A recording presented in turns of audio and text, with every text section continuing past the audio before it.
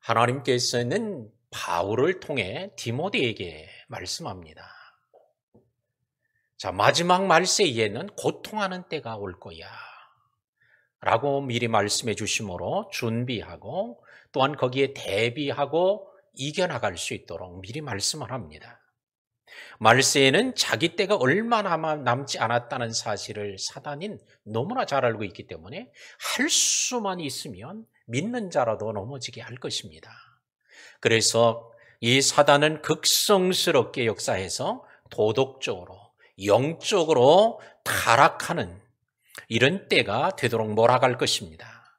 그러나 이런 때에 우리 성도들은 믿음을 지켜나가기 위해서는 박해와 환난, 고난, 또한 비웃음 이런 것들을 당하게 되어질 것이지만 이런 세상에서 오직 미리 말씀해 줌으로 승리하도록 하는 말씀이 되겠습니다. 오늘 이 시간에는 중심의 달 2월 네 번째 주에 우리는 무엇을 중심으로 살아가야 되는가에 대한 말씀을 오늘 디모데후서 말씀을 함께 나누면서 오늘도 우리의 삶이 진짜 말씀 중심인가, 내 중심인가, 세상 중심인가, 성경 중심인가 스스로 자신을 진단하고 분별하고 오늘 승리하는 삶, 믿음으로 넉넉히 이기는 그런 축복의 삶으로 나아가는 시간이 되기를 주의 이름으로 축원합니다. 1절 말씀 보겠습니다. 너는 이것을 알라 말세에 고통하는 때가 이르러 그래요. 따라합시다. 너는 이것을 알라. 여기서 너는 이게 너가 누굴까? 사도 바울이 너라고 지명한 이 사람은 디모데예요. 왜? 디모데 후서니까 디모데를 향하여 너는 이것을 알아라. 꼭 알고 있어야 될 게 있다는 거예요. 잊어버리면 안 돼야 될 것이 있습니다. 너는 이것을 알아라. 군대 가는 아들을 향해서 아버지가 아들에게 당부합니다. 초조하고 불안하고 어떻게 될지 늘 걱정스러운 어서 군대를 머리를 빡빡 깎고 가는 아들에게 너는 군대 가서 다 다른 사람들도 군대 다 남자들은 다녀오는 거야. 근데 너는 군대 가서 꼭 이것을 하나만 기억하고 가. 난 아버지의 심정으로 오늘 디모데에게 사도 바울이 말하고 있습니다.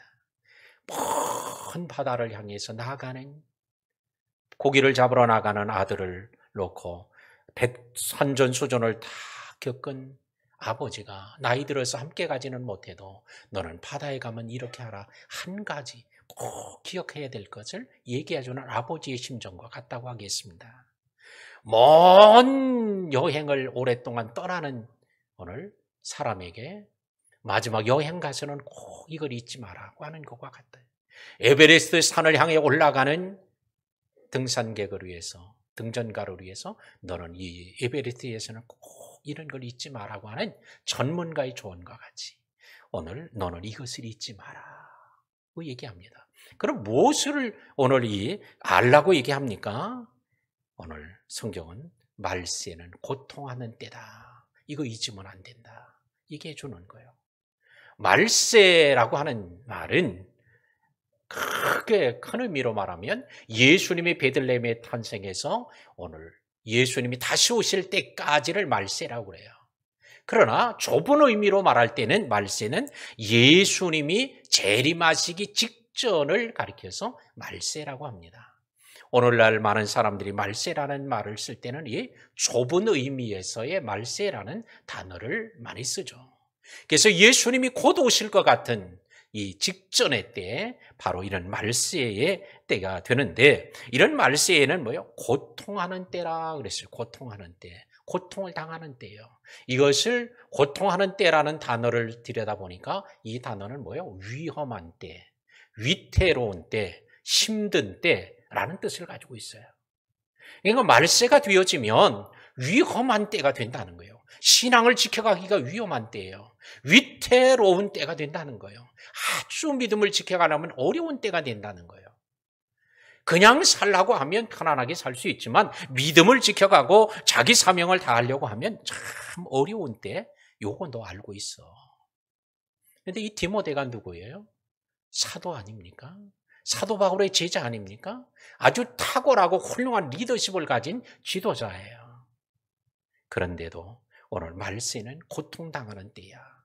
그러니 내가 이것을 알고 내가 목회하는 곳에 이걸 다 가르쳐서 잊혀버리지 않도록 해야 돼. 라고 오늘 그에게 권면하고 있습니다.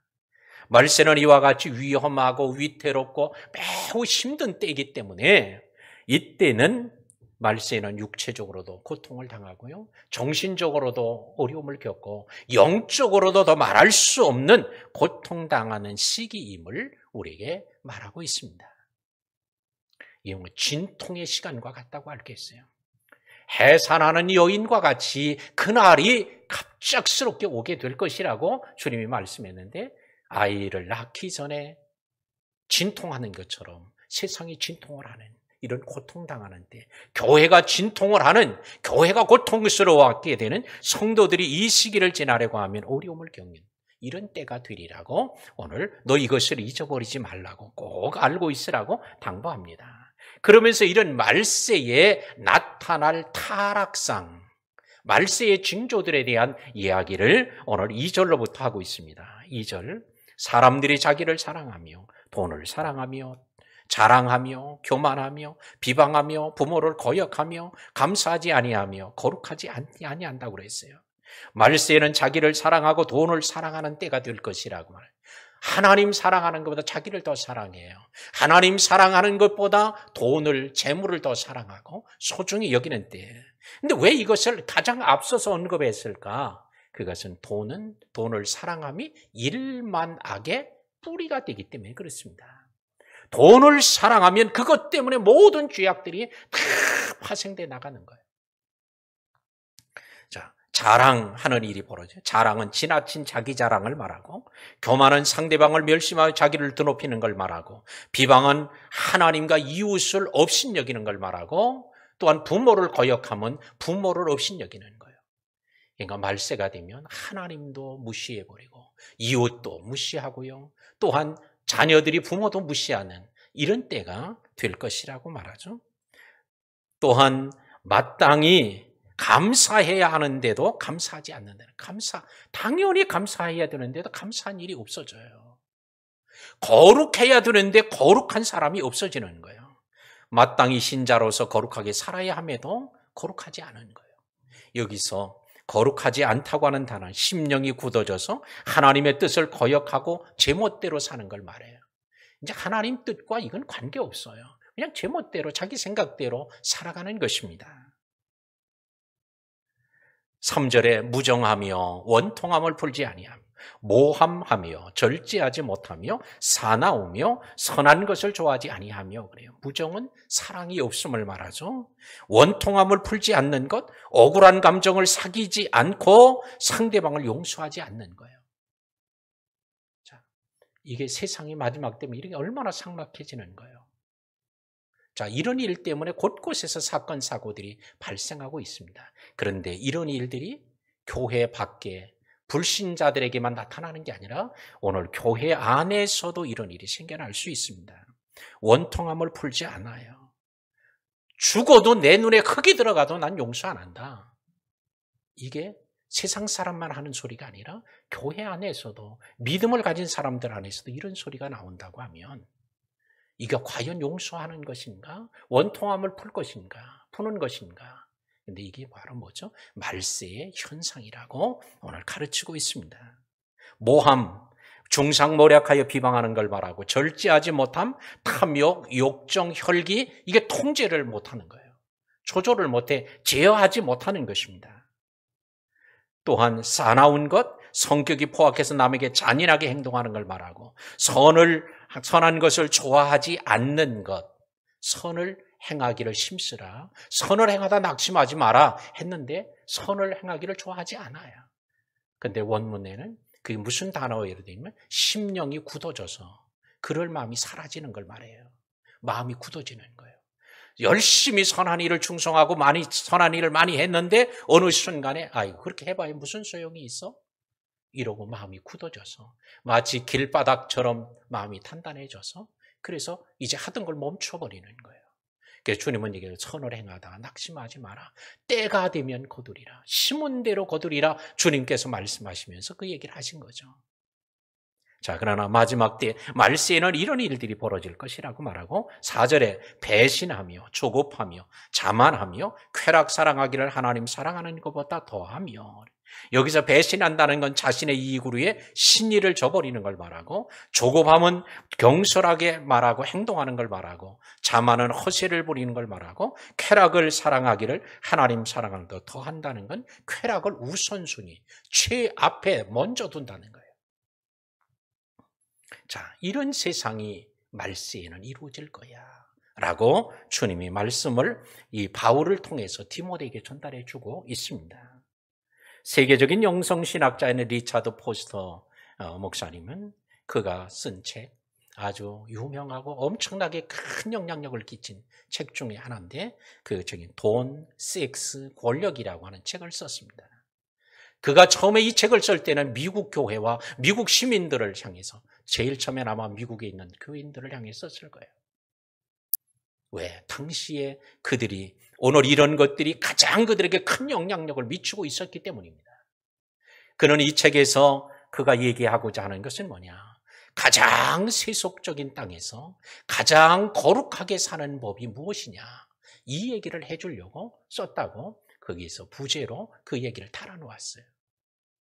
말세에는 이런 엄청난 타락함, 오늘 하나님을 떠나 자기 중심으로 살아가는 일들이 일어날 것임을 우리는 너나 할 것 없이 잘 알고 있습니다. 오늘 리차드 포스터 목사님이 쓴 그 글에서 말하고 있는 것처럼 사람에게 큰 영향력을 미치는 게 뭐예요? 돈이에요, 돈. 예수님께서는 하나님과 재물을 겸하여 섬길 수 없느니라 말씀했어요. 하나님을 섬기고 재물을 같이 섬길 수 없다. 이게 무슨 얘기예요? 우리말로는 이게 이해가 잘 안 돼요. 그러나 예수님이 당시에 유대인들을 향하여 제자들을 앞에 놓고 말씀하실 때 주님의 말씀으로 보면 이거는 너무 쉬워요. 왜?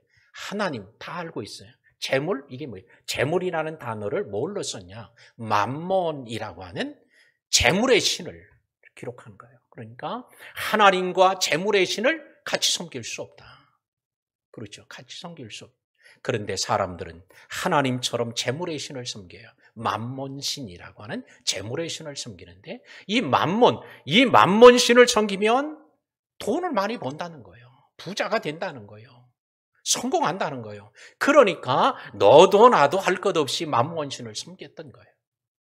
그러나 예수님은 하나님과 맘몬 신을 같이 섬길 수 없다 하면서 돈을 섬기는 것, 곧 하나님을 섬기는 것과 동등하게 이루어질 수 없는 일임을 말하고 있습니다. 그러나 말세가 되어지면 재물이 하나님이 되는 시대가 된다는 거예요. 돈을 섬기는 것은 재물의 신인 오늘 맘몬을 섬기는 것과 같기 때문에 우상 숭배가 되는 것입니다. 우리는 돈을 하나님처럼 섬기는 것, 이건 절대 바른 태도가 아니에요. 돈을 또 마귀처럼 경시하고 경멸하는 것, 이것도 바른 태도가 아니에요. 돈만 보면 저건 마귀다 그러고 사탄아 물러가라, 이것도 바른 태도가 아니에요. 돈은 하나님도 아니고 마귀도 아니에요. 돈은 우리의 삶에 유용한 도구일 뿐이에요. 그래서 돈이 그 사람의 주인이 되면 돈의 노예가 되어서 돈이 시키는 대로 하는 거예요. 돈만 되는 일이라면 뭐든지 다 하는 거예요. 뭐 사람도 죽이고 팔기도 하고 사기도 하고 별별 일 다 할 수 있어요. 돈이 주인이 되면 사람이 완전히 달라지죠. 그런데 돈은 하나님께서 돈을 주인으로 섬기지 말고 돈을 다스리는 자가 되도록 말씀하고 있습니다. 그러므로 돈을 섬기지 말고 잘 다스리고 사용하는 우리 지혜로운 성도들이 되기를 바랍니다. 섹스는 바로 쾌락을 의미하죠. 근데 마지막 때가 되면 어떻게 해요? 쾌락 사랑하기를 하나님 사랑하는 것보다 더 하게 될 것이라는 거예요. 오늘 이와 같이 오늘 음란은 돈과 마찬가지로 우상 숭배에 해당합니다. 권력은 누구에게나 권력이 있어요. 그 권력이 크냐 작으냐, 많은 사람들에게 미치냐 적게 미치냐, 이 차이일 뿐이죠. 권력은 다 있어요. 집에 돌아가면 집에서의 권력자들이 있죠. 누가 권력을 가지고 있는지. 옛날에는 남편이 가장, 그래서 집에서 가장 어른으로 권력이 있었어. 근데 요즘에는 가장은 6번째예요. 집에서 키우는 개보다도 못해, 이제. 이 권력의 구조가 바뀌었어요. 근데 그게 바른 것인가 아닌가? 이거는 이제 성경적으로 우리가 바르게 다시 해봐야 되지만, 우리가 이렇게 권력은 누구나 다 가지고 있어요. 학교에 가도 어떤 클래스에 권력자가 있어요. 서열이 있어요. 어느 공동체든지 이 권력이 다 있어요. 회장이 되면 회장의 권력이 있어요. 총회장이 되면 총회장의 권력이 있어요. 서울시장이 되면 서울시장의 권력이 있고, 대통령이 되면 대통령의 권력이 있는 거예요. 그런데 이 권력은요, 창조하고 회복하는 권력이 있습니다. 그 권력으로 인하여 그 권력을 창조하고 회복시키는 데 쓰는 권력이 있어요. 이게 바로 우리 주님께서 우리에게 보여주신 주님의 리더십, 바로 섬김의 리더십이라고 할 수 있습니다. 그런데 파괴하고 어그러뜨리는 권력이 있어요. 그 권력을 잘못 사용해가지고 막 다 파괴시켜요. 기존 질서도 파괴시켜요. 아주 평안한 가정도 파괴시켜요. 이런 어그러뜨리고 파괴시키는 권력이 있습니다. 그러나 성경은 말세는 모든 것이 어그러지는 때, 지금 하나님 중심으로 돌아가는 세상이 아니라 자기 중심으로, 돈 중심으로, 쾌락 중심으로 돌아가는 이런 세상으로 완전히 어그러진다는 거예요. 오늘 다 우리의 몸을 가지고 있죠. 자, 여러분의 몸은 그걸 자세히 들여다보면요, 여러분의 몸은 그냥 하나로 된 게 아니라 60조에서 100조 개의 세포로 이게 붙어서 구성된 거예요. 어마어마하게 많은 세포가 붙어서 된 거예요. 근데 그 세포를 또 들여다보면 세포 안에는 핵이 있습니다. 그 씨앗과 같은 핵이 있어요. 그 세포를 또 들여다보면 그 속에 또 뭐가 있냐? 핵 속에 뭐가 있냐? 염색체가 들어있어요. 그 염색체를 또 들여다보니까 뭐가 돼? 염기서열이라고 하는 일정한 구조로 쫙 이렇게 되어 있어요. 그게 어떻게 구성됐느냐에 따라서 뭐 눈도 되고 코도 되고 입도 되고 손도 되고 발도 되고 각종 장기가 되고 이렇게 되어지는 거예요. 근데 이게 쫙 질서대로 이루어져야 되는데 질서대로 안 되고 어그러지면 뭐가 생겨요? 문제가 생기는 거예요. 요 염기서열이 제대로 염색체가 잘 구성이 안 되고 엉뚱한 게 가서 붙으면 뭐가 돼요? 이게 암이 되는 거예요. 각종 질병들이 생겨나는 거예요. 어그러지니까 문제가 생기는 거예요. 그래서 오늘날 암이 뭐예요?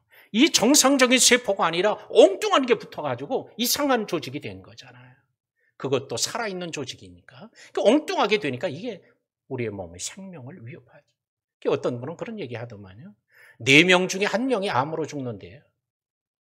조금 지나면 3명 중에 1명이 암으로 죽는데, 조금 더 지나면 2명 중에 1명이 암으로 죽는데, 그럼 조금 더 지나면 그냥 암에 안 걸리고 죽는 사람도 있대요. 왜? 암이 오기 전에 먼저 죽어서. 근데 이게 뭐예요? 암이라는 게 뭐예요? 이게 염기서열이 뒤틀어지는 거야. 어긋나는 거예요. 망가지는 거예요. 이래서 문제가 생기는 거예요. 그런데 오늘 우리의 몸에만 그러는 게 아니라 세상이 말세가 되면 막 뒤틀려져서, 그러니까 뭐가요? 세상이 병드는 거예요. 세상이 고통스러운 때가 오는 거예요. 가정도 정상적으로 되지 않고 막 뒤틀리면 가정이 고통스러운 가정이 되는 거예요. 두 사람이 함께 손을 잡고 사막길을 가도 서로 사랑하고 존경하면 그 길이 꽃길처럼 편안하게 가는 길이 되지만, 꽃길을 가도 두 사람이 원수지간이 돼서 가면 이거는 가시밭길보다 더 힘든 길이 되는 거예요. 오늘 세상이 마지막 때에는 이렇게 어그러지는 때가 온다는 거죠. 이 어그러짐의 고통, 주님이 오셔서 다 도로 만들어 놓으시는 주님의 재림이 다가올 것입니다. 말세는 마치 사사시대가 다시 되돌아오는 것과 같습니다. 사사시대의 대표적인 특징이 뭐예요? 자기 소견에 오른 대로 사는 거예요. 하나님 없이 내 마음대로, 내 생각대로, 내가 옳다고 여기는 대로 살아가는 거예요. 그런데 성경은 그럴 때마다 하나님이 그냥 두지 않았다는 거예요. 계속 고난을 보내고 침략을 받게 만들고 압제를 당하고 조공을 바치게 하고 엎드려서 굴복하고 종으로 섬기고 산다고 하지 않으면 살 수 없는 이런 큰 고난이 왔던 겁니다. 근데 말세는 뭐예요? 바로 이런 고난의 때, 자기 소견에 옳은 대로 살아가는 이런 때가 될 것이고, 그것 때문에 고통당하는 때가 될 것이라고 말하고 있습니다. 5절 보겠습니다. 경건의 모양은 있으나 경건의 능력은 부인하니 그랬어요. 자, 말세에는 이런 자들이 또 있는 거예요. 경건의 모양은 있는데 경건의 능력을 부인해. 이거 껍데기 거칠에는 겉으로는 믿는 자 같지만 실상은 믿지 않는 자고, 또한 외형적으로는 훌륭한 신자 같으나 내면적으로는 완전히 형편없이 타락한 자고, 사람의 눈에는 칭찬받는 것 같지만 하나님의 눈으로 보면 구역질 나는 자고, 또 실제로는 일이면서 양의 가죽을 쓰고 양의 모습으로 미혹하는 자예요. 하나님의 백성 같으나 실제는 하나님 백성이 아닌 마귀의 자식들, 바로 이런 자를 경건의 모양은 있으나 경건의 능력을 부인하고 능력을 갖지 못한 사람, 이런 표현을 쓴 겁니다. 오늘 이런 사람들이 교회 안에는 없을까요? 우리는 마지막 때가 되어지면 이런 사람들이 교회 안에도 많아질 것을 디모데에게 얘기해 주는 거예요. 오늘 주님께서 우리에게 미리 말씀해 주었으니 이런 말씀이 우리 저와 여러분들의 삶을 깨우고 자신을 보게 하는 귀한 시간이 되어야 할 줄로 믿습니다. 창세기의 4번째 족장으로 나오는 요셉에 대한 이야기를 좀 함께 했습니다. 요셉은 형제들에게 배신을 당하고 물 없는 구덩이에 던져졌다가 지나가는 상인들이 있으니까 팔아먹었어요. 형제가 형제간에 팔아먹은 거예요. 그게 팔아서 애굽의 노예시장에 갔는데 노예시장에서 또 보디발의 집으로 팔려갔고, 보디발의 집에서 죽도록 충성하고 있는데 누명을 쓰고 감옥으로 옮겨졌습니다. 그러나 그 1년의 과정들을 쭉 돌아볼 때 요셉은 재수가 없어도 진짜 재수 없는 사람이요. 그런데 요셉은 그렇게 말하지 않았습니다. 하나님께서 나를 먼저 이곳으로 보내신 것은 하나님이 보내셨는데 바로 내 가족과 내 아버지와 내 형제들을 살리려고, 구원하게 하시려고 나를 먼저 보내셨음이니 너희가 나를 팔았다고 근심하지 마십시오. 하나님이 나를 보낸 겁니다. 그렇게 말하죠. 자, 오늘 하나님께서 그가 그렇게 보내지 않았다면 자기가 무슨 수로 애굽에 가려고 했겠어요? 자기 가족과 떨어지면서 애굽으로 가려고 했겠어요? 절대 가지 않아요. 그가 보디발의 집에 노예로 팔려갔는데 노예가 된다는 건 자기 발로 가겠어요? 절대 가지 않죠. 그가 보디발의 집에서 또 나와서 어디로 가요? 쫓겨서 감옥으로 들어가죠. 자기 발로 할 수 있는 일이 아니에요. 노예는 그 집에 들어가면 죽을 때까지 노예고 거기서 죽는 거야. 자기 힘으로 나올 수 없어요. 그런데 하나님이 그를 감옥, 보디발의 집에서 건져서 감옥으로 옮겨 놓으셨는데 바로 하나님이 하셨다는 거예요. 하나님께서 만약에 그냥 보디발의 집에 두셨다면 이 보디발 아내의 유혹을 결코 이겨내기 어려웠을 거예요. 그러니까 하나님이 그를 옮겨서 비록 억울하지만 누명을 썼지만 그를 하나님이 옮겨 놓으심으로 그를 죄악 가운데서 두지 않고 죄를 이길 수 있도록 하는 은혜를 주었고, 그가 보디발의 집에 들어가서 보디발의 집에서 애굽의 모든 정세를 보는 기회가 되었고, 감옥에 가니까 정치범들만 모여 있는데 그 정치범들을 통해서 그곳에 2년간 머무르면서 그곳에서 애굽의 모든 정세를 꿰뚫어 보는 그런 지혜를 배울 수 있었던 거예요. 자, 하나님께서 오늘 그가 이 사람의 눈으로 보면 억울한 일이요, 사람의 눈으로 보면 진짜 불행한 사람이요, 그러나 오늘 시간이 지나고 보니까 그것이 은혜였고 복이 된 줄로 믿습니다. 사랑하는 우리 모든 성도 여러분, 마지막 때는 고통당하는 때예요. 이런 고통당하는 때 왜 내가 이런 믿음을 가져서 교회를 다녀서 직분을 맡아서 이 고통을 당하나 이러지 말고 오히려 그것 때문에 우리를 더 복되게 하는 기회로 만들어 주실 줄로 믿습니다. 아마 때로는 여러분들 가운데 그런 갈등을 하시는 분이 있을지도 몰라요. 내가 장로도 아니고 권사도 아니고 안수집도 아니고 집사도 아니고 평신도라면 나는 너무 좋았을 거다. 왜? 뭐 별로 교회에서 뭐 이래라 저라 뭐 하라 말도 잘 안 하니까 자기가 하고 싶은 대로 막 할 수도 있으니까 뭐라 그러면 난 이제 교회 나온 지 얼마 되지도 않는 사람이요. 얼마든지 할 수 편안하게. 그러나 오늘 여러분들은 직분 때문에 여러분이 맡겨진 직책 때문에 오히려 그것 때문에 오히려 주를 더 잘 섬길 수 있다면 오히려 그것이 올무가 아니라 오히려 축복의 멍해가 되는 줄로 믿습니다. 이제 말씀을 맺겠습니다. 말세에는 하나님보다 더 자기를 사랑하는 때가 되고 돈을 하나님보다 더 사랑하게 되고 쾌락을 더 사랑하게 된다고 했습니다. 그러나 이게 뭐예요? 어그러진 거예요. 하나님의 말씀과 뜻은 어디 있어요? 마음을 다하고 뜻을 다하고 성품과 힘을 다하여 하나님을 사랑하고 자기 이웃을 자기 몸처럼 사랑하는 이게 정상이야. 근데 이 정상적인 게 지금 말세가 되면 점점 어그러진다는 거예요.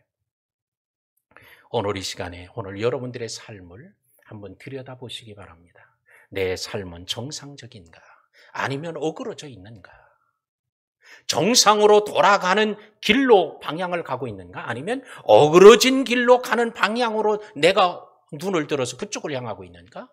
오늘 자신을 한번 살피는 시간이 되기를 바랍니다. 기상청의 일기예보를 듣고도 우리는 대비합니다. 기상청에서 일기예보를 할 때 태풍이 올라온다고 하면 우리는 여행 가려는 여행 다 취소해요. 단속을 합니다. 날아갈 거 다 묶어놓고 내려놓고 문단속도 하고 다 단속을 하죠. 폭설이 쏟아진다는 그런 기상청 일기예보가 있으면 어떻게 해요? 무너질 것, 쌓이면 무너질 비닐하우스 다 단속을 합니다. 또한 기상청에서 강추위가 온다고 그러면 어떻게 해요? 저녁에 자기 전에 다 수도꼭지를 조금씩 열어서 물을 똑똑 떨어뜨려 놔. 왜? 강추위가 오면 얼어 터질까 봐. 우리는 기상청의 일기예보도 듣고도 그대로 행하는데 하물며 천지를 만드신 하나님의 말씀을 듣고도 그대로 행하지 않는다면 그는 과연 믿음의 사람인가? 생각해 볼 필요가 있어요. 경건의 모습만 있지 경건의 모양이 없는, 믿는 자라고 하지만 믿음이 없는 이런 사람은 아니겠습니까? 우리는 세상의 말에도 틀리는 오보도 많은 기상청의 예보를 듣고도 우리는 대비하는데 하나님의 말 1.1핵이라도 오차가 없는 하나님의 말씀을 듣고도 우리가 대비하지 않는다면 우리는 결코 믿음의 사람이라고 할 수 없는데 마지막 때는 이런 사람들이 많아진다는 거예요. 하나님은 디모데에게 그와 같은 사람들에게서 돌아서라 그래요. 돌아서라는 게 뭐예요? 관계, 영향력으로부터 완전히 벗어나라는 거예요. 내가 거기에 매여 있으면 너도 환난을 피할 수 없다는 거예요. 그러니 미리 알려준다는 거예요. 이게 얼마나 은혜입니까? 미리 가르쳐 주니까. 사랑하는 성도 여러분, 오늘 이 시간에 이 말씀을 통해 자신을 보는 시간이 되기를 바라고 오늘 새롭게 결심하고 우리의 힘으로 안 됐다면 하려고 해도 자꾸 넘어지고 쓰러졌다면 주님 도와달라고 오늘 손을 내밀 때 주님께서는 손을 내밀어 우리를 꼭 붙잡아 주실 줄로 믿고 오늘도 그 손을 붙잡고 돌아가는 귀한 시간이 되기를 주의 이름으로 축원합니다. 이 시간 우리 함께 기도하겠습니다. 오늘도 주신 말씀 우리가 생각하고 오늘도 어떤 말씀에 어떤 부분에서 우리에게 주님 말씀하셨는지 우리는 다 다를지라도 오늘 제가 주님을 더 의지하겠습니다. 시대를 미리 가르쳐 주신 것 감사합니다. 내 심령과 신앙생활을 보게 하신 것 감사합니다. 오늘 버려야 될 건 버리고 끊어야 될 건 끊고 새롭게 결심하는 시간이 더 다 같이 한음성으로 기도합니다. 할렐루야. 하나님, 오늘도 주님이 우리를 사랑하셔서 오늘도 이 귀한 말씀을 미리 알려주신 것 감사합니다. 오늘 디모데에게만 알려주시질 않고 이 말씀을 성경에 기록해 놓아 저희들이 듣게 하여 주셨고 우리의 생활, 형편, 신앙생 모든 게 다 다르고 다양할지라도 오늘 주님께서 필요한 말씀 오늘 저들의 귀에 들려지고 깨달아지고 하나를 꼭 붙잡는 시간 될 수 있도록 은혜를 베풀어 주시옵소서. 오늘도 참으로 우리가 믿음의 사람인가 자신을 보게 하여 주시고 하나님의 말씀을 듣고 말씀대로 행하는 자인가 자신을 결단하는 시간 될 수 있도록 은혜를 베풀어 주옵소서.